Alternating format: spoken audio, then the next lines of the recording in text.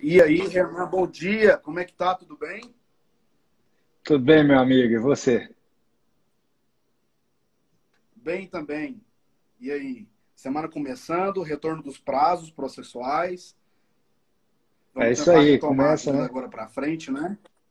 Exatamente, exatamente. Nossa loucura da advocacia Ó, e tem começa muita gente agora, já né, meu? entrando aqui, a Thaís Borges entrando. Oi? Nossa loucura da advocacia começa agora. É, começa agora, né?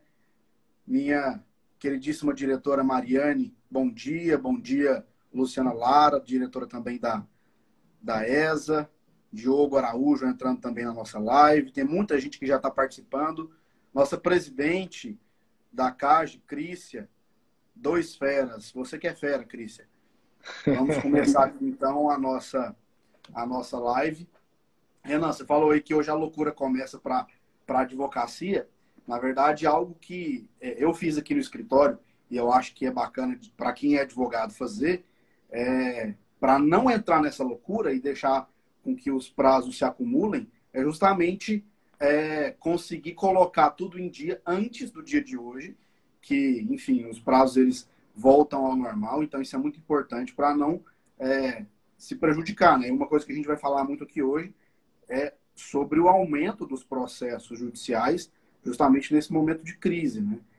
E isso já é esperado, porque sempre que se tem um momento de crise, eu falo muito isso, onde tem crise a gente precisa da advocacia, então agora, mais do que nunca, é o momento de nós, enquanto advogadas e advogados, nos fortalecer nesse contexto, né?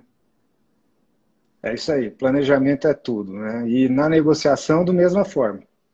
É assim que a gente deve fazer na negociação. Planejar, não deixar para a última hora, a gente se organizar direitinho para que a hora que as coisas aconteçam realmente, igual hoje, né? Os prazos começam a correr tudo hoje. Se a gente não tivesse planejado no escritório, estava todo mundo maluco aqui dentro.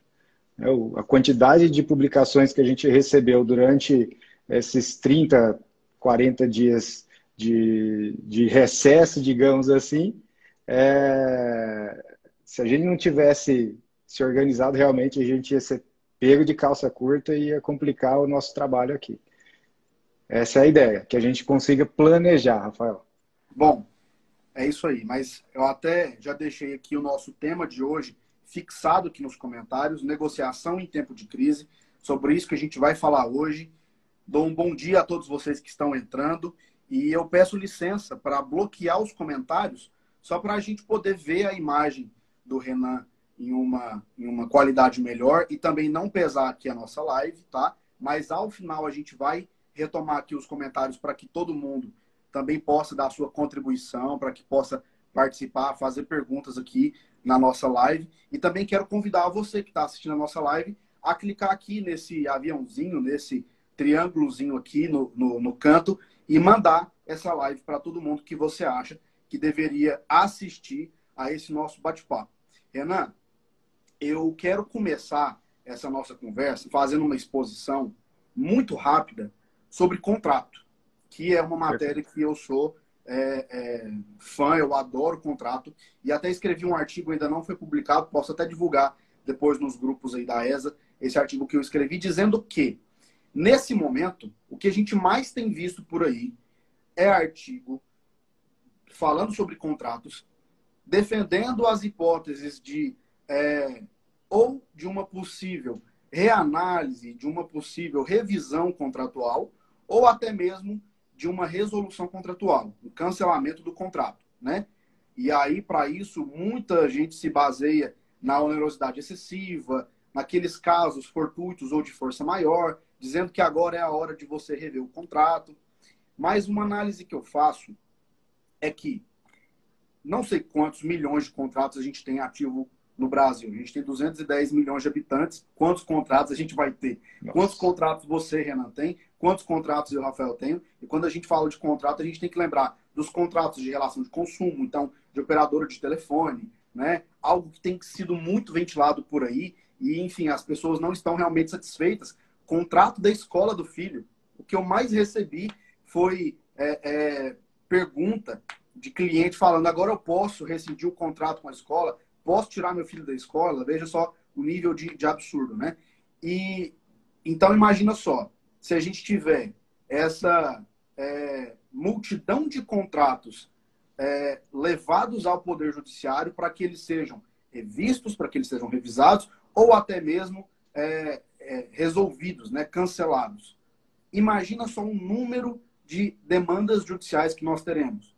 E isso a gente fala num país que tem atualmente, aí, de acordo com os últimos dados do CNJ, né, do Justiça em Números, aproximadamente 80 milhões de demandas judiciais, né? E deu uma reduzida considerável. No penúltimo Justiça em Números, nós tínhamos aí aproximadamente 100 milhões, mas agora nós temos aí mais ou menos 80 milhões de processos judiciais ativos. Tudo bem.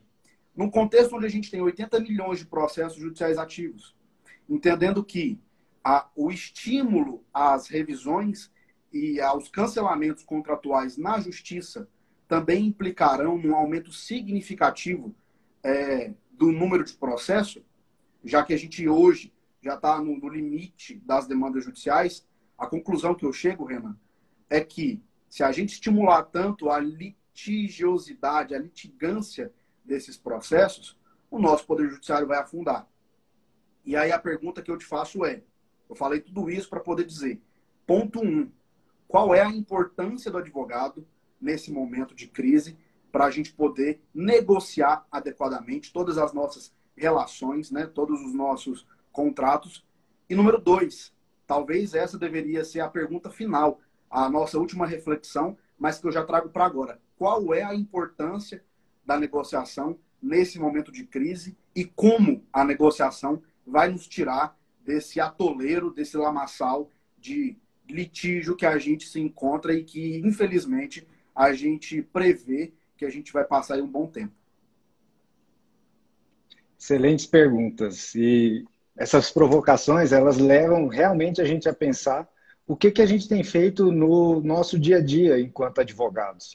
Porque imagina o seguinte, se você é um advogado que só litiga, que só busca a via processual, a disputa processual, para resolver as questões dos seus clientes e até mesmo as suas questões, porque eu sei, né? Todo mundo aqui faz negócio, às vezes o negócio não dá certo, nós precisamos tratar da base do negócio, ela muda. Imagina, essa pandemia toda, quanto ela não mudou a base dos nossos negócios.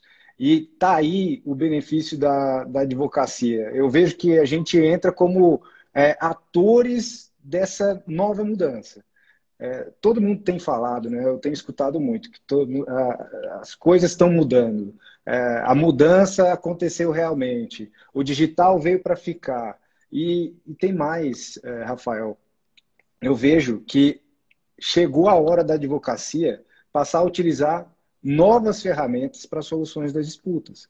Veja só, se antes da pandemia a gente considerava aí um tempo médio de 7 anos, 5 anos para uma ação percorrer todos os procedimentos, todo o judiciário, nós estamos falando aí, cara, de quase uma era, quase uma década, que você perde disputando com a outra pessoa que poderia, inclusive, ser seu aliado.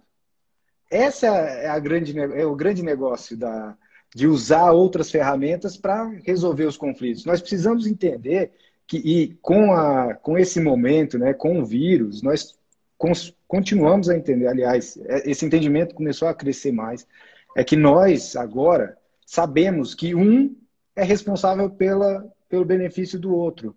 Nós, apesar de estarmos separados, de cada um viver na sua casa, cada um ter o seu negócio, a gente sabe que uma conduta minha infringe, ela modifica o seu meio. Se eu sair e ir cumprimentando todo mundo, como a OMS não considera, né? Tirar a máscara, entrar em contato com pessoas que estão com Covid e depois pegar esse contato, esse vírus, levar lá para casa e cada um de lá de casa levar para mais 3, nós estamos falando da contaminação em massa que o nosso sistema de saúde não vai aguentar.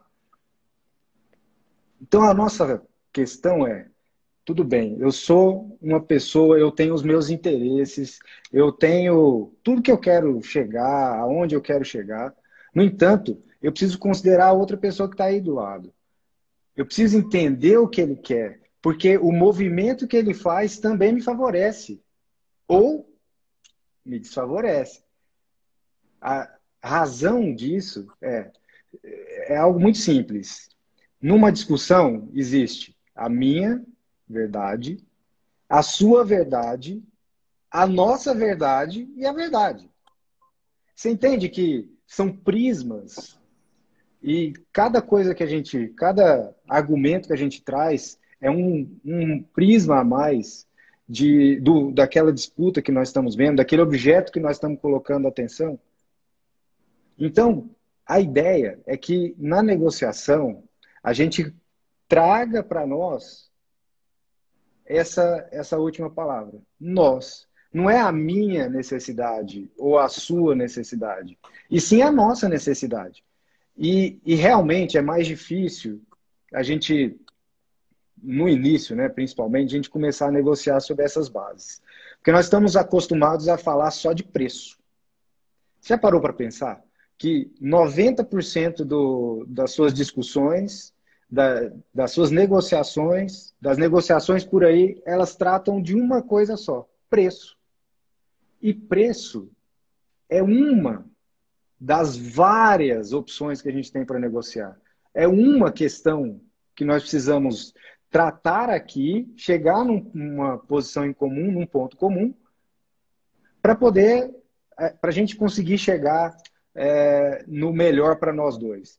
E existe uma condução, que é as práticas de Harvard, lá desde 1970, eles trouxeram o estudo da negociação à tona e vem editando ao redor do mundo as bases da negociação. A Harvard traz 4 princípios, 4 bases para lastrear uma boa negociação. E essas bases eu queria mostrar, queria falar para vocês, que são bases importantes. Se a gente internalizar e começar a buscar nas nossas negociações, na nossa conversa do dia a dia, essas bases nós vamos chegar em conduções muito mais proveitosas, em resultados que talvez a gente não tinha percebido antes de usar essas técnicas. Vamos lá. Primeira, separe as pessoas do problema. Nós estamos muito acostumados, imagina, a gente vai para uma audiência, Rafael, e quantas vezes você não percebeu na audiência o outro advogado olhando para você com uma cara de raiva, meu Deus, eu tô com um inimigo aqui, não é possível. Esqueceu que nós somos colega de profissão. E a ideia é que você separe as pessoas do problema. Nós precisamos olhar para o problema juntos e não um contra o outro. Porque, veja, se a gente olhar um contra o outro, nós vamos perder a colaboração de entender um novo resultado. Algo que para nós não era factível. Para nós, quando a gente começou a negociar, a gente não via essa possibilidade. Mas como eu me abri e você também se abriu, e nós não ficamos concentrados na nossa disputa pessoal, quem é que está certo, nós nos distanciamos dessa rusga pessoal e começamos a olhar diretamente para o problema. Renan, deixa eu abrir um parênteses nisso que você está dizendo. Você está falando agora de advogado. Separar as pessoas dos problemas. E nesse contexto, o advogado ele é um agente muito importante. Você disse agora há pouco que no meio de todo esse contexto que a gente tem vivido, os advogados e as advogadas são atores muito importantes nesse papel, né? E aí, assim, eu quero frisar novamente isso. Até porque aqui a gente está no Instagram da EDA, né? Da advocacia. E é bom a gente dizer que nós somos, em todo o país, mais de 1.200.000 advogados. Imagina só, se toda a advocacia brasileira tivesse a compreensão da sua importância nesse processo de negociação, não só para a negociação ser bem feita, porque a gente está indo muito longe, né? Quando a gente fala de um processo de negociação, a gente já está dizendo que nós temos a educação necessária para entrar em um processo negocial. Mas vamos lá. quantos advogados são contra a negociação, acham que a negociação é uma grande bobagem, e olha só o que eu vou dizer, acabam estimulando o litígio, acabam estimulando, vamos processar, vamos entrar com ação, né? Posso falar por mim. Semana passada um grupo de lojistas me procurou querendo entrar com uma ação judicial para poder rever o valor que eles estavam pagando aí a título de aluguel dos imóveis lá, porque, enfim, eles tiveram que fechar as portas. A primeira coisa que eu falei para eles foi, por que a gente tem que entrar com ação? Aonde está escrito, quem disse que a gente tem que entrar com ação? Por que vocês querem entrar com ação? Entrar com ação é muito mais caro, leva muito mais tempo, é muito mais desgastante para todo mundo. Então, só para frisar, e aí eu quero seu comentário sobre esse primeiro ponto que você disse. De novo, a gente falar sobre a importância do advogado, da advocacia, nesse contexto de crise. Entendendo que parte de nós, a advocacia, é tirar do nosso cliente, tirar da população de modo geral, essa cultura do litígio que no Brasil é muito grande, né?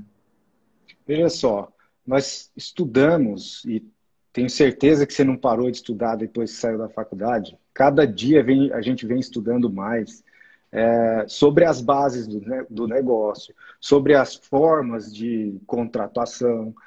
A gente vem estudando sobre isso. Então, a gente conhece todos os meandros, vamos dizer assim, que a gente conhece os meandros do litígio. Aonde é que pode dar problema, onde pode criar uma rusga.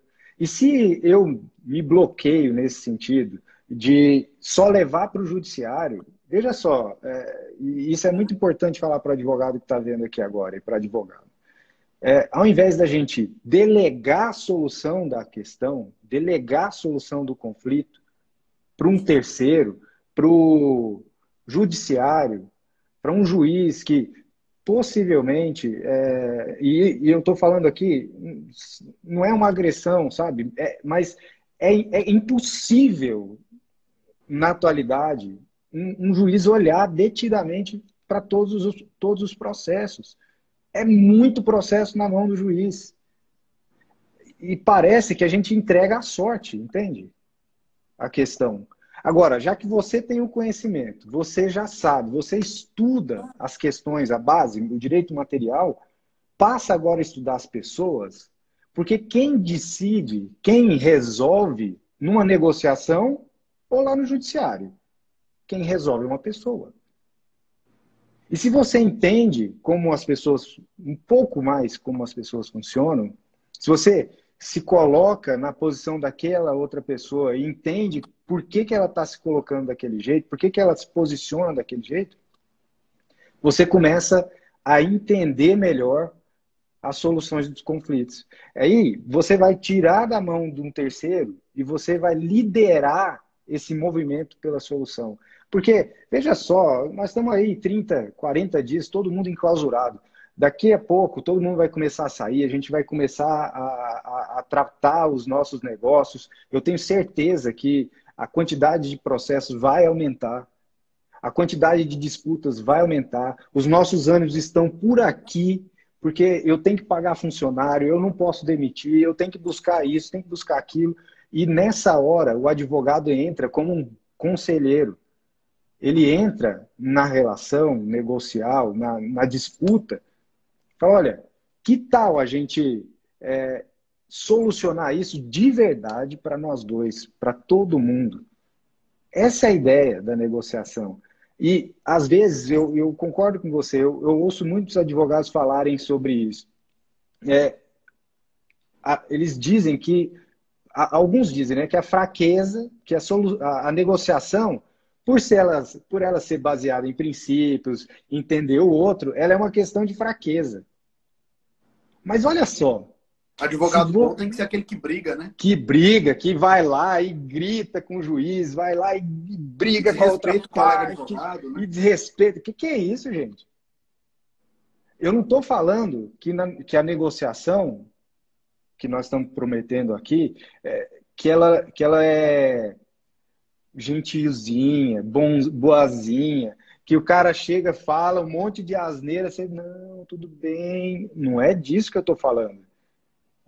Essa negociação que nós estamos conversando aqui é de você ir preparado para ela. É de você entender já o que a outra pessoa vai pensar, quais os outros... Por que que ela está se posicionando daquele jeito? Por que que o preço é daquele... Por que que ela falou o preço assim? Por que que ela não está refluindo? O que que ela quer realmente?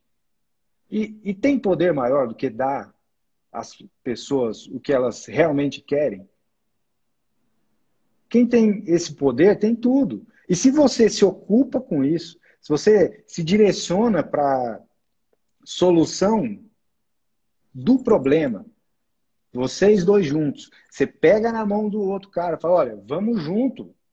Tem posição melhor. A gente vive falando e vê tanta coisa e lê tanto livro de liderança e líder. O que eu já aprendi é que só tem um jeito de liderar, pelo exemplo, cara. Se eu não tiver disposto a olhar para os seus interesses e a procurar atender os seus interesses, eu desconsidero você. Eu desrespeito você. Então nós estamos falando aqui de princípios, de moral, de ética. Da mesma forma que nós precisamos litigar lá no judiciário, nós precisamos usar de princípios, moral e ética na negociação. E qual que é o benefício? Senhor advogado, senhora advogada, o benefício é que você vai resolver a coisa para o seu cliente. Não é o juiz. Ninguém vai ficar sentado lá te ligando toda semana. E aí, como é que está meu processo? Ninguém vai mandar recadinho na live do Gustavo Lima. E aí, doutor, sei que você está na live. Como é que está meu processo? Ninguém vai fazer isso. Sabe por quê? Porque você vai sair de uma posição de, olha, eu vou levar lá para o judiciário, a tese é boa, já estudei, a nossa tese é muito boa, existe uma boa chance da gente conseguir, e aí a gente leva para o judiciário e vê o que vai acontecer. Porque é assim. Você pode prometer resultado? Eu também não posso. Nem na negociação. Só que a negociação ela é rápida. Você aprende essas técnicas, o seu cliente você explica, você ensina para o seu cliente o que você vai fazer. Você não precisa mostrar para ele com surpresa. Você fala, olha, senta com ele antes da negociação, organiza, faz uma análise. E aí a gente pode emprestar do marketing, análise SWOT, por exemplo. Né? O FOFA, que a turma fala, né? Fraquezas, Força, força, fraqueza, fraqueza, e oportunidades e ameaças. Faz isso com o seu cliente e faz um plano de negociação. Fala, olha, o nosso a nossa melhor oportunidade, a nossa melhor alternativa, se essa negociação não der certo, é isso aqui. Ó. Nós analisamos juntos o seu negócio.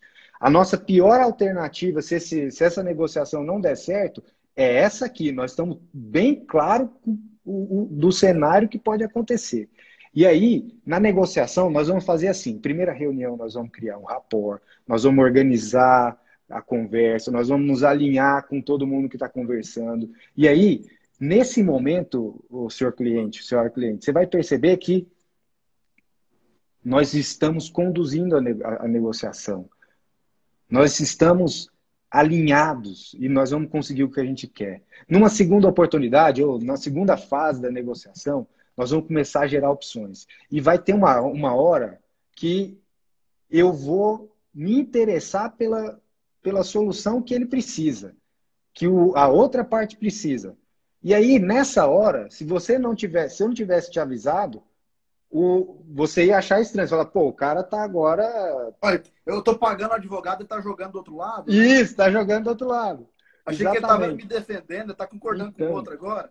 Exatamente. Se eu ensino meu cliente a trabalhar assim, se eu mostro para ele os benefícios e entrego alguns casos que a gente resolveu através disso.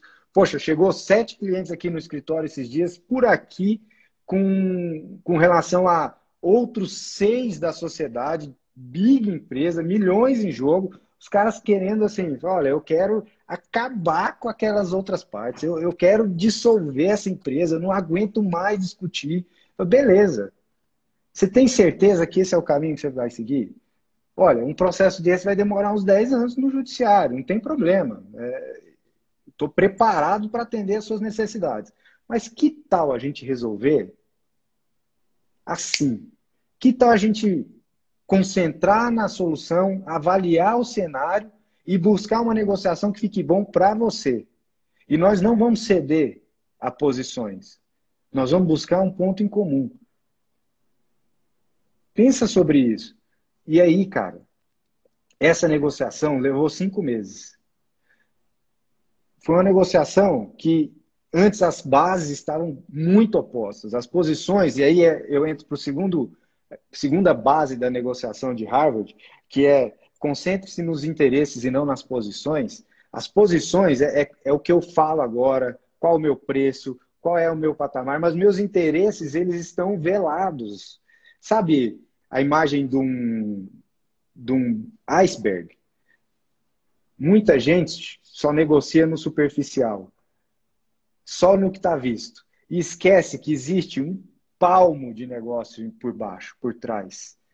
E se eu fizer a satisfação, se eu buscar a satisfação dessa base que está por trás, desses interesses do meu cliente, da outra parte, eles vão perceber que eu estou interessado neles e, olha, é um gatilho mental. Fala, pô, o cara está me entregando um monte de coisa boa, eu tenho que entregar um monte de coisa boa para ele. É natural. E aí você explica isso para o seu cliente, faz essa análise. Olha o trabalhão que dá, Rafael. Não é assim, pode deixar que eu negocio aí para você. Beleza, vou lá no cara, marco um cafezinho, ou então agora um Zoom com outro advogado. Fala, olha, é o seguinte, nós aqui estamos com uma tese que vamos acabar com a sua raça. Eu quero saber aqui de você se você faz esse acordo aqui por 20% do preço final. Não é isso que eu estou falando. É preparado, entender a outra parte. Como é que o Rafael reage? O que o Rafael gosta? O que será que o Rafael tem de interesses dentro dessa negociação? E se essa negociação não der certo, será que ele tem uma outra alternativa? Qual alternativa?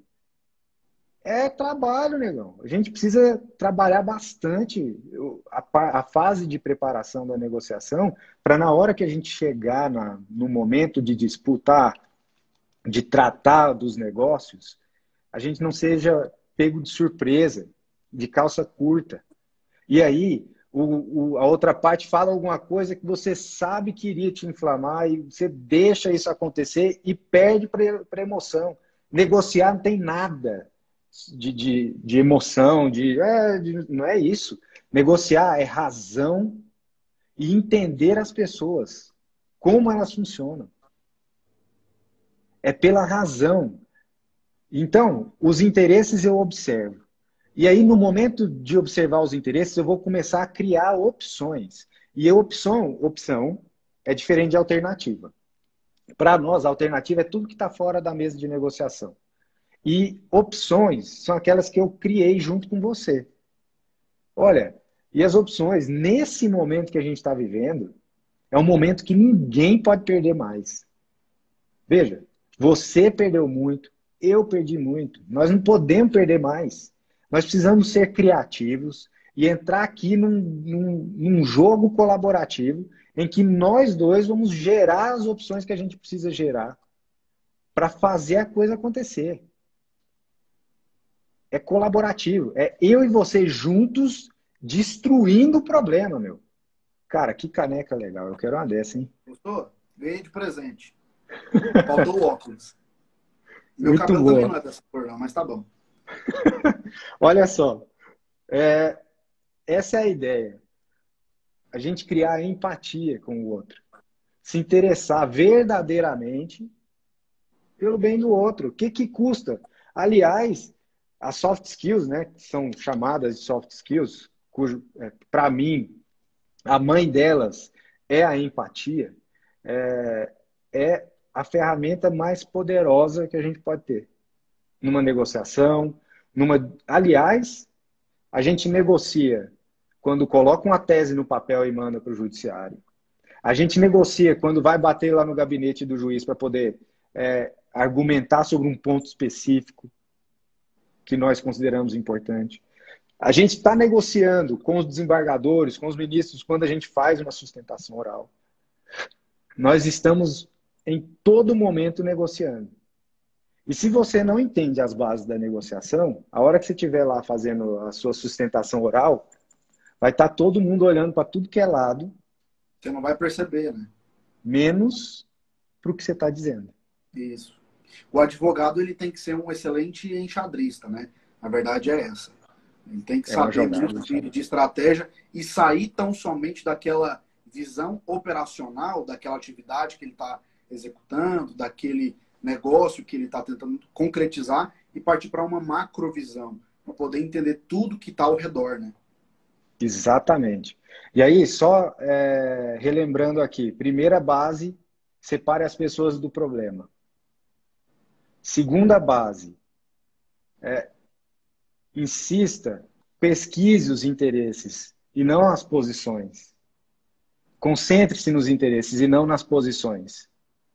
Olha assim, ó, a hora que o cara posicionar, você já olha, analisa, fala, que esse cara quer isso. Vamos trabalhar, vamos pesquisar esse interesse. Terceira base, crie opções de ganhos mútuos. Não adianta você criar a opção só para você vencer, né? Você vai precisar estruturar a sua base de negociação para que a outra pessoa também consiga o que ela quer. E é possível. E a gente não está falando aqui só de ganho financeiro, né? Não. E aí financeiro é uma base. Aquela questão que você sempre diz, muito sabiamente, que na maioria dos casos as negociações elas são focadas tão somente no preço. Mas as pessoas elas esquecem que elas podem negociar sobre 1 milhão de outras coisas que não são exatamente o preço, né? Exatamente. E se nós estamos falando da nossa área de trabalho aqui, eu também atuo com direito empresarial, o tanto de contrato que já veio para a gente refazer, para a gente organizar. Nós estamos falando de partes que estão no mesmo mercado. Quando a gente está falando de uma negociação empresarial, os dois estão no mesmo mercado. Vocês dois, nós dois, poderemos ganhar juntos muito mais do que se fizermos separado. Sabe? É uma questão de soma e multiplicação. Soma e diminuição e multiplicação. Soma e diminuição, eu vou tentando somar aqui, ganhando minha posição e fazendo você perder. No outro caso, eu multiplico junto com você os nossos ganhos. Olha, e saem coisas assim, quando realmente estamos interessados, saem coisas maravilhosas, coisas que você realmente não tinha pensado antes, e quando junta as duas cabeças, em prol de um objetivo, vocês conquistam muito mais e muito mais rápido. Essa é a grande questão. E aí, a quarta base das bases de Harvard de negociação, com base em princípios e tal, insista em critérios objetivos. Para que isso? Imagina só, você me vem com uma posição e eu falo assim, olha, não me agradei dessa posição sua. Não, mas espera aí, como assim você não agradou? Eu acho que ela me agrediu. Não, mas espera aí, entende? Como ela te agrediu? Não dá para a gente se comunicar se a gente não concentrar nessas questões objetivas, critérios objetivos e nas opções de ganhos mútuos. Então, quando a gente estiver concentrado nisso, a hora que a pessoa trouxer algo subjetivo, você vai ter que ter a paciência de pesquisar com ela por que ela teve aquela sensação.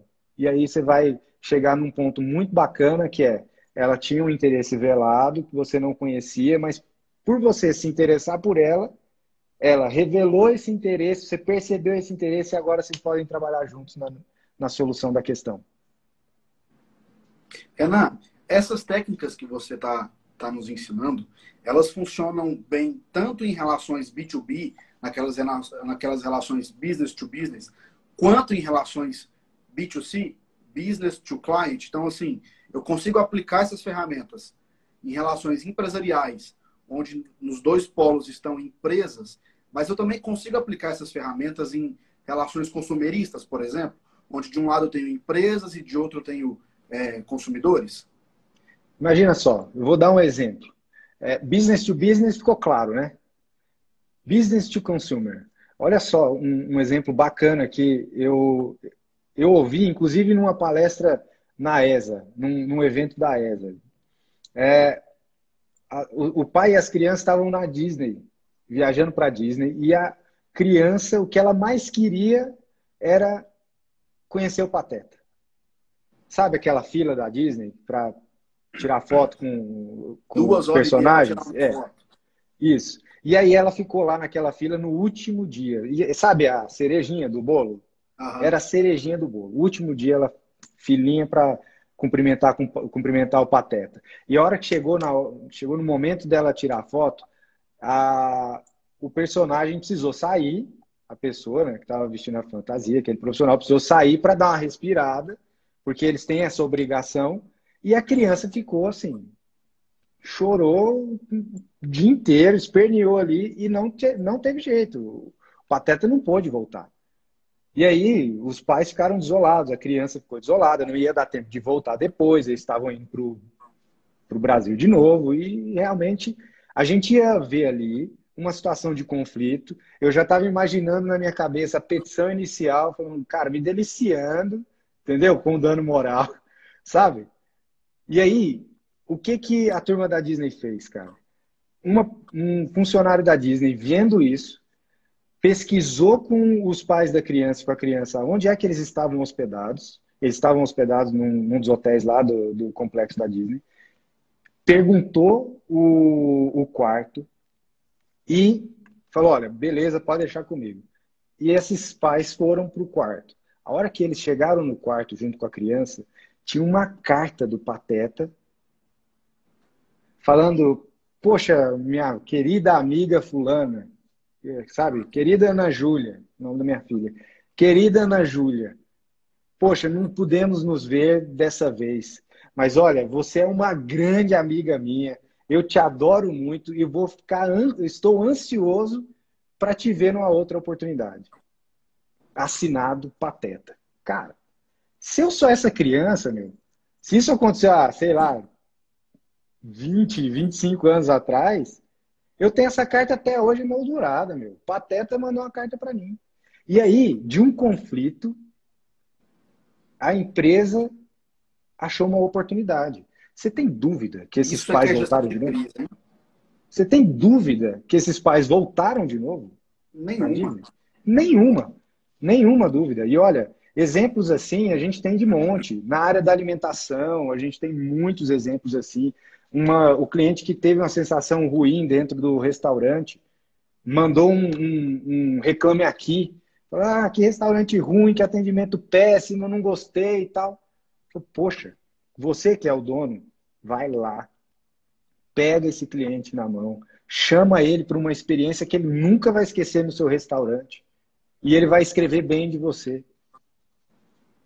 Essa é a ideia da negociação, da gente buscar opções de ganhos mútuos. E aí vai uma dica para os advogados. Nós estamos muito acostumados nas disputas de direito material e processual, nas teses jurídicas. Agora, chegou a hora da gente olhar para as bases do negócio do nosso cliente. Nós precisamos entender como o nosso cliente funciona. E imagina se essa solução vem de um advogado.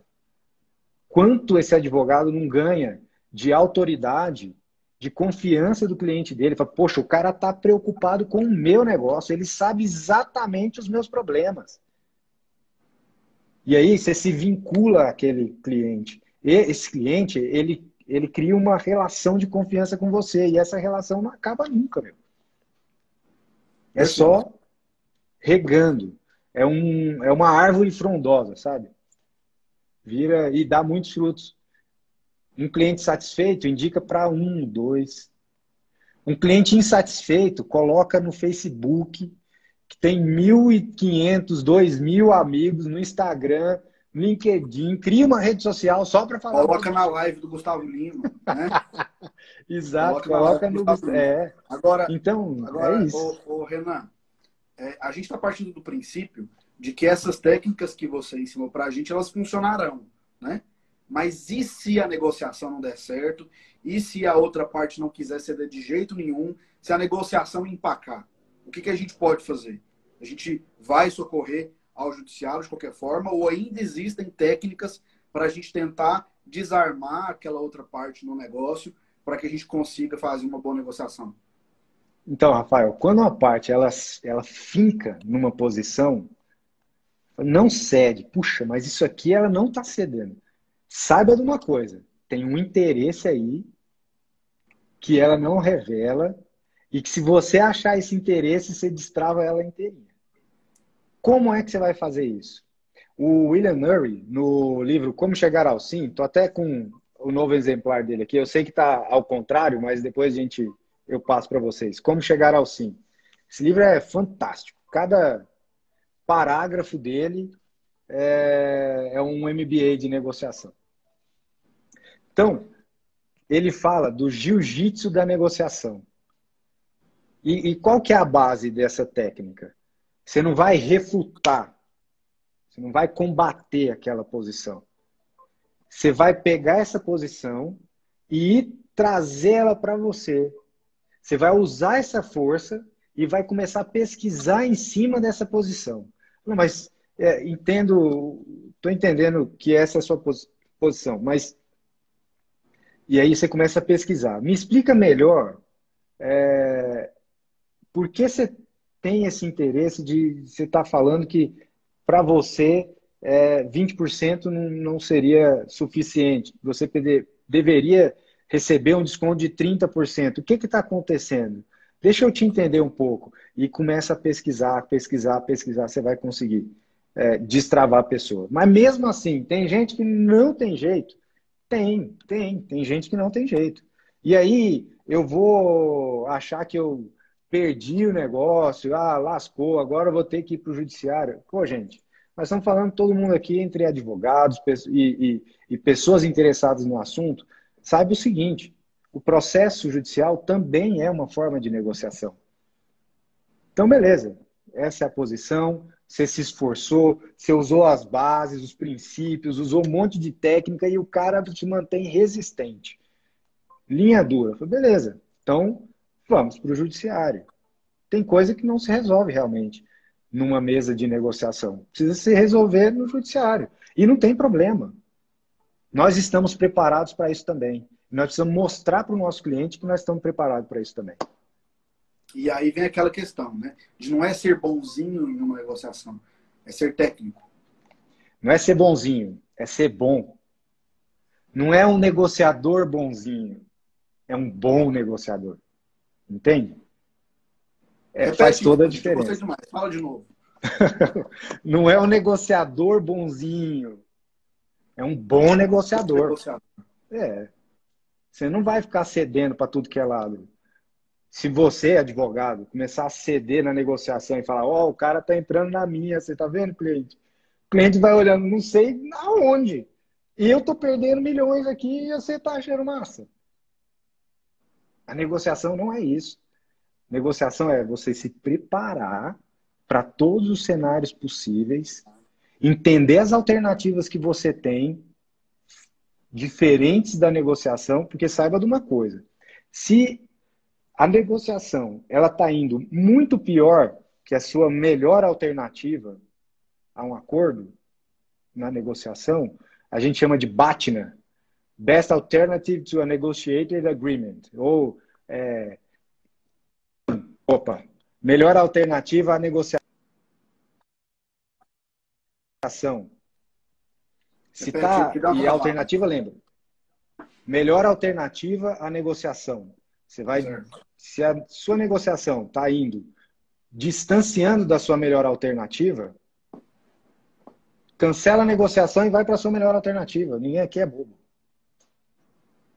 Se a negociação, você está vendo que o pior cenário pode acontecer, se você está preparado, se a sua alternativa frente à negociação ela é um cenário que te desfavorece, considere a negociação nas bases que estão sendo postas ali. É melhor você perder menos. do que ir para o judiciário e entender que a sua tese vai ser completamente refutada. Olha, se a turma da advocacia do consumidor, principalmente as empresas, entendessem o que nós estamos conversando aqui agora, eles iam ganhar muito mais consumidores ao invés de perder sempre. Interessante, Renan. Antes de abrir para os comentários, eu tenho uma última pergunta para te jogar aqui. Sempre que eu posso, eu trago a discussão para a boa-fé, que é algo que eu sou realmente apaixonado, né? Como contratualista que sou, eu adoro falar sobre a boa-fé. Você falou lá atrás da importância de se agir com ética numa relação negocial, né? E o Código Civil ele já estabelece que os contratantes são obrigados a guardar, assim como no decorrer do contrato, mas também na fase pré-contratual e na fase pós-contratual, os princípios da boa-fé, né? E a boa-fé vem ali junto com seus deveres anexos de conduta, e dentro dos deveres anexos de conduta, a gente pode falar do dever de agir com lealdade com a outra parte, né? Com o outro contraente, o dever de cuidado em relação à outra parte negocial, e tudo isso está dentro dessa questão de se fazer uma boa negociação. Mas a pergunta que eu te faço é: você acredita que a nossa sociedade ela está preparada para agir com boa fé nas relações negociais e, portanto, conseguir fazer negociações com maior transparência, com maior ética? Ou você acha que esse ainda é um longo caminho que a gente tem que percorrer? E eu também queria saber a sua visão, novamente, a gente trazer para esse momento de crise. Nesse momento de crise que a gente tem passado, que a gente tem vivido, o quão importante é essa crise para representar, de fato, um marco na nossa cultura negocial? O que vai acontecer daqui para frente? Rafael, eu sou um otimista de plantão. Somos dois, viu? Eu acredito que tem muito mais gente boa do que gente mal intencionada. E eu acredito que grande parte das suas negociações são feitas com gente que está interessada, que é boa, que não quer te ofender. Mas muitas vezes essas pessoas elas partem para uma forma de negociação que elas aprenderam e no intuito de proteger o interesse delas. E aí, se você entender aquela, vamos dizer, uma certa agressividade como interesse em defender, vontade em defender os interesses da outra pessoa, você pega essa vontade que ela tem de defender os interesses dela e trabalha junto com ela para que ela conquiste o que ela quer. Acabou o problema. A hora que a outra pessoa vê que você também está bem intencionado em relação ao que ela quer, as coisas se destravam. Mas, quando a gente lida com uma pessoa sem escrúpulos, quando a gente começa a negociar e vê que a negociação está sendo feita com uma pessoa que a gente vê que está mal intencionada, olha, deixa isso claro. Deixa claro que ela não está jogando com você. Eu estou vendo, estou entendendo exatamente o que você está fazendo. O meu interesse aqui é negociar com base na lealdade, tudo, reformula tudo. Lembra das bases da negociação, de tudo aquilo que vocês conversaram antes de começar a negociar. O meu objetivo é chegar com lealdade, com boa fé. E se a gente continuar nesse caminho que você está levando, é melhor a gente parar por aqui, a gente não negociar. E aí nós dois vamos perder. Eu estou interessado realmente em chegar num ponto comum com você. Mas eu não vou passar por cima dos meus princípios para que você conquiste o que você quer. É meio assim, sabe, Rafael? Mais uma vez, volta. É um bom negociador. Você não é bonzinho, dá tudo pros outros. Não é isso não, cara. Você é bom. A hora que você passar na rua, os caras vão olhar e falar, putz, ó, o Rafael que cara é bom. Diferente quando a gente... É uma coisa que eu sempre digo. O advogado dele tem que ser reconhecido. Eu tenho algumas frases que já viraram até clichê. para quem me escuta muito, sabe que eu falo isso sempre. Eu falo que o advogado ele tem que ser um bom solucionador de problema em tempo integral. E é isso. E para resolver um problema, a gente não precisa obrigatoriamente ou necessariamente entrar numa disputa judicial. A gente consegue resolver problemas também utilizando de parâmetros de negociação, né? Exatamente. Ó, tem gente Exatamente. aqui, Renan, que está perguntando de novo aqui o nome do livro. Eu vou até escrever. Fala aí de novo para gente. Como chegar ao sim? Como chegar ao sim. Como chegar ao sim. Ah, dicas de livro, né? Tem outro livro que eu vi que tem uma amiga minha aqui, Salian, a Salian que me emprestou esse livro, adorei esse livro, comprei um, inclusive, chama A Caixa de Ferramentas em Mediação. Apesar de falar Caixa de de ferramentas. ferramentas em mediação. Apesar de falar de mediação, se a gente observar as técnicas enquanto negociadores, fantástico. É um livro sensacional. Tem um monte de técnicas ali. E como eu gosto de analisar comportamentos, observar comportamentos, e falo bastante disso, é, eu, eu gosto de indicar muito O Corpo Fala. É um livro também muito simples, que trata de gestual, se a pessoa está gostando do que você está falando, como é que ela se posiciona. E aí Aí entra tem muito no rapport que você falou, né? total, aí tem várias técnicas E, Renan, para a é gente importante. Vamos estabelecer falar o um pouquinho rapport. sobre rapport. Rapport é uma coisa tão importante, no meu ponto de vista, porque não serve só para negociação, né? E aí tem gente falando aqui, ó, Ed Fransec, procura usar as técnicas no direito do trabalho. Mas a gente não tem que usar só as técnicas da negociação para um nosso cliente. A gente usa também para a gente, por exemplo, quando Para a gente vai tudo. negociar um contrato nosso, né? E eu sempre uso muito das técnicas de rapport quando eu vou atender a um cliente meu. Porque quando você usa adequadamente as ferramentas do rapport, você consegue desmontar o seu cliente e trazê-lo mais para perto de você. E isso faz com que você tire dele informações mais relevantes para aquela demanda, faz com que ele desenvolva uma relação de confiança muito maior em você. Então, não é só para... A gente está pensando muito em negociar com o outro, né? Mas a negociação também serve para nós mesmos, né? Exatamente. A negociação é para a nossa vida. Você vai negociar com seus sócios, você Com a negocia com seu esposa. cliente. Cara, senhores Vamos fazer uma casados, outra live. como chegar ao sim? Como chegar ao sim com o seu cônjuge. Não sei o que Pronto, vocês acham aí. Se a fantástico, gente tiver concordância, o pessoal comenta aqui na nossa live. Mas eu acho isso excelente, entendeu? Então é saber fantástico. usar em todo contexto, né? Em todos os contextos. Estou lendo aqui a doutora Alva aqui, ó. Um abraço, Alva. O que falta na advocacia para que enxerguem a negociação e mediação como melhor alternativa? Olha, Alva, o que falta é abrir os olhos. Essas pessoas estão com os olhos fechados. Abram os olhos. Você negocia o tempo todo e se você fizer isso com técnica, você vai conseguir muito melhor o que você quer. E aí, tem... O que mais aqui? Ó, a Ed Fransec, ela tinha falado, né? Que sempre procura usar essas técnicas no direito do trabalho, mas os advogados das empresas não costumam usar, né? Eu acho que é isso que ela quis dizer. Gostaria que tivessem essa visão.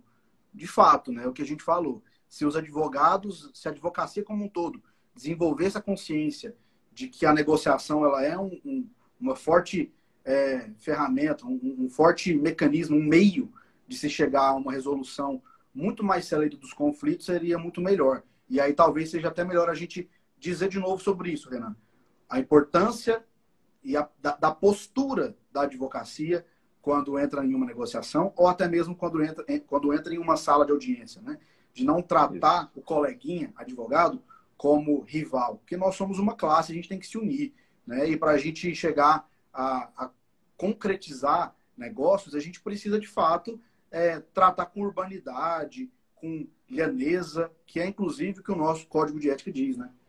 Aliás, eu tenho uma pergunta para fazer. Por que que advogados, das partes adversas, por que que a gente só conversa, a gente só entra em contato quando está na sala de audiência, ou antes da sala de audiência. Está lá escrito no Código de Ética, é proibido ligar para o outro advogado e marcar um cafezinho para conversar sobre as questões e talvez achar uma solução para os seus clientes? Está escrito isso lá no Código de Ética? Não tá. Não está. Então, pega esse... a gente usa muita técnica e às vezes os advogados ficam muito posicionados na frente dos clientes. Liga para o cara no escritório dele, fala, vou aí no seu escritório para a gente conversar. Às vezes a gente acha um ponto que agrada a todo mundo. Vamos tratar desse conflito para ficar bom para todo mundo. A minha proposta é essa. Qual a sua proposta, doutor? Ficar bom para todo mundo. Serve? Uai, como é que é isso? Lembra dos critérios objetivos? Como é que é isso? Beleza, vamos aprofundar. Renan, nosso tempo de live aqui já está acabando, a gente tem 3 minutos e sempre ao final da nossa live a gente coloca uma frase de maior destaque aqui, inclusive nossa coordenadora vilaboense da ESA, Fernanda Lourenço, ela já perguntou qual é a frase escolhida. E a gente separou aqui 2 frases que falam bem sobre tudo que a gente disse, e a primeira é: o advogado entra na relação negocial para uma solução de verdade para todo mundo. Mas a segunda frase que você mais disse aqui, e é um daqueles critérios objetivos para a gente poder fazer uma boa negociação, na negociação, concentre-se nos interesses e não nas posições. Perfeito. Então, essa é a nossa frase escolhida. A Sara Bueno está dizendo: Dr. Renan, indique a série Sults. Lá demonstra o que é se preparar para uma negociação. E muito, né? Muito. Então, algo que eles fazem o tempo todo é negociar, e eles preparam, e eles estudam, e eles levam um calhamaço de documentos para fazer uma negociação, né? E indico também Billions, indico The House of Cards, que é muito bom também para a gente aprender sobre negociação. Filmes, O Lobo de Wall Street, Fome de Poder, O Poderoso Chefão. Quem não assistiu, precisa assistir a trilogia, aproveita. Ou seja, aquilo que a gente disse lá atrás, né? O advogado ele não precisa só ser um enxadrista, mas ele também precisa investir muito na sua erudição. E erudição não vem só dos livros, tão somente, né? Também vem de filme, de seriado, de livro, de música, de tantas coisas, né? Tudo depende de como você vê as coisas. Perfeito. Depende de como você vê. A gente tem 1 minuto e 39 segundos. Eu queria, então, que você desse as suas considerações finais e desse uma mensagem aí para quem está nos acompanhando nessa live de hoje. Pessoal, eu quero falar de crise. Crise, etimologicamente, tem duas raízes, o grego e o sânscrito. No grego, fala de decisão, crisis, decisão, separação. E no sânscrito, é kri, ou kir, que significa purificar e limpar. Então, esse momento, considere aí você, é um momento de realmente decidir fazer o que você deve fazer. Não perca tempo. Aprofunde na matéria que você gosta, começa a desenvolver o que você quer desenvolver. Aliás, vai para a arena, meu amigo. Começa a fazer a coisa. Para de ficar só no planejamento. Planejamento é importante, mas não é tudo. É muito melhor executar um plano mal feito e aprender com ele do que ficar procurando o plano bem feito para fazer. E purificação, limpar. Clareie a sua mente. Desenvolva a capacidade negocial. Seja alguém melhor para um mundo melhor e faça ele acontecer. Depende da gente. Valeu demais. Agradeço muito todo mundo. Adorei essa live. Faria muitos mais, viu, Rafael? Vamos repetir sempre. Vamos muito repetir. Bom falar com você. Quero dizer que eu sou seu fã, viu? Pessoal, muito obrigado.